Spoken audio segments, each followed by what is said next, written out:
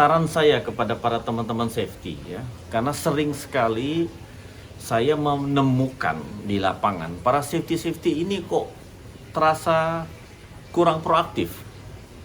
Maksud kurang proaktif itu dalam interaksi, dalam berbicara ya. Mereka tuh lebih cenderung agak diam, kurang berani bicara gitu ya. Mengapa ini?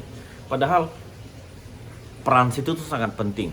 Mereka nih kalau saya sebut sebagai hero kita, pahlawan-pahlawan kita yang menyelamatkan nyawa orang lain. Jadi tugas mereka ini tugas-tugas yang sangat mulia ya. Nah, saya sedih, saya cukup concern mengapa kok teman-teman safety ini kok banyak yang kurang berani bicara, kurang berani menyampaikan pendapat berbeda, kurang berani menghentikan suatu pekerjaan. Mengapa? Ini yang buat saya jadi mau buat video ini ya. Teman-teman, ingat, niat kita, niat saya misalnya, menjadi seorang safety itu ada satu. Sebaik-baiknya manusia adalah manusia yang bermanfaat bagi orang lain. Hidup kita ini bermanfaat bagi orang lain, menyelamatkan nyawa orang lain. Itu niat kita, oke? Nah, jadi yang kita lakukan, yang kita katakan itu sangat penting karena bisa menyelamatkan nyawa orang lain. Nah, jadi harusnya kita jangan ragu untuk menghentikan pekerjaan, berani bicara beda pendapat. Nah, sekarang saya ingin memberikan saran itu kalau bagus ambil, tidak bagus ya lupakan, oke? Bagaimana caranya agar kita tuh berani bicara, oke? Nah, setiap manusia itu mempunyai rasa takut, oke? Takut di depan pekerja pada tubuh safety meeting rame-rame, mungkin takut malu, takut disorain, takut dianggap siapa sih ini ngomong nggak penting, mungkin takut diremehin, ya kan? Takut diomongin di belakang, ya kan? Nah, contoh yang saya baru sampaikan itu sebenarnya itu hanya suatu ketakutan yang ada dalam pikiran kita. Artinya apa? Belum tentu orang berbicara seperti itu. Belum tentu. Nah, sekarang rasa takut itu hanya hilang kalau kita lawan. Lawannya bagaimana? Ya lawan rasa takut tersebut. Lakukan yang berlawanan. Takut menjadi berani, lakukan. Artinya apa? Coba, latih berulang-ulang. Berani bicara di depan umum. Mungkin pertama kali bicara ya kita akan diketawain, tidak apa-apa. Mungkin ya.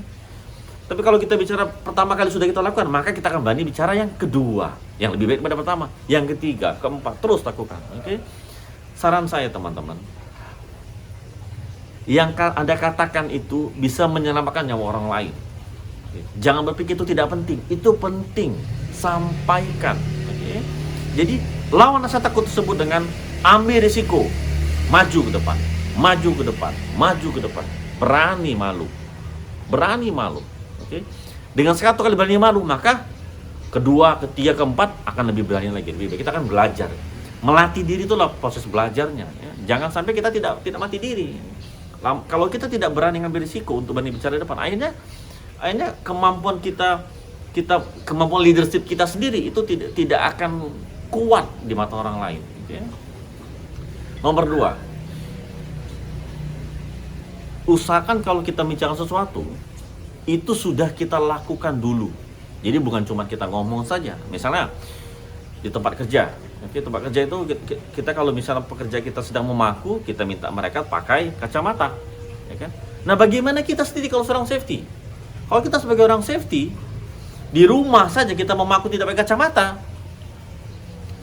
itu bertentangan kan. Nah, artinya melakukan apa yang kita katakan itu kita lakukan dulu. Artinya apa?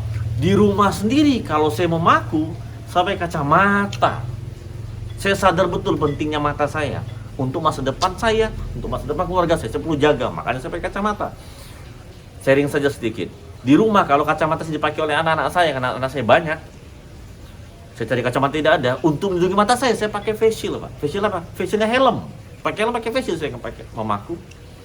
Itulah buktinya saya begitu peduli dengan mata saya. Nah, baru saya punya kepedulian dengan orang lain, timbul kepedulian orang lain untuk memakai kacamata. Nah, artinya yang saya katakan kepada orang lain sudah saya lakukan dulu. Saya berharap teman-teman safety sebelum kita ngomong orang lain, yang kita katakan ini sudah kita lakukan dulu. Jadi ada kepedulian yang memang ikhlas, bukan dibuat-buat, memang kita ikhlas melakukannya. Oke. Dan akan terpancar suatu keyakinan yang tidak dibuat-buat kalau Anda tuh betul-betul ingin orang lain itu tidak celaka. Oke. Dan yang ketiga, kalau Anda ingin berbicara kepada dalam meeting ya, di dalam forum-forum yang besar ya, saran saya awalilah dengan ucapan mohon maaf teman-teman Jadi mohon maaf itu adalah suatu kata izin, mohon izin yang membuat mungkin orang lain yang berbeda pendapat sudah menurunkan dulu emosi dia. Mohon maaf teman-teman, pendapat saya berbeda. Mohon izin teman-teman, saya inginkan sesuatu yang mungkin tidak sesuai dengan harapan kita, tapi berani ungkapkan. Mohon maaf, mohon izin, itu adalah salah satu kata-kata yang membuat kita itu sudah menetralkan dulu, kayaknya kita belum tentu sama nih pemikirannya gitu loh. Jadi ucapkan mohon maaf teman-teman, mohon izin teman-teman. Itu caranya. Yang terakhir teman-teman, pada saat Anda bicara di depan umum, be yourself. Jadilah dirimu sendiri. Jangan dibuat-buat, meniru si A, gayanya dibuat-buat agar nampak bagus ya. Justru itu merusak image Anda sendiri. Karena siapa Anda sebenarnya adalah Anda apa adanya. Pada saat Anda sendirian ya, itu Anda sebenarnya siapa Anda. Jadi jangan dibuat-buat. Keunikan Anda itulah Anda sendiri. Jadi ungkapkan saja apa adanya.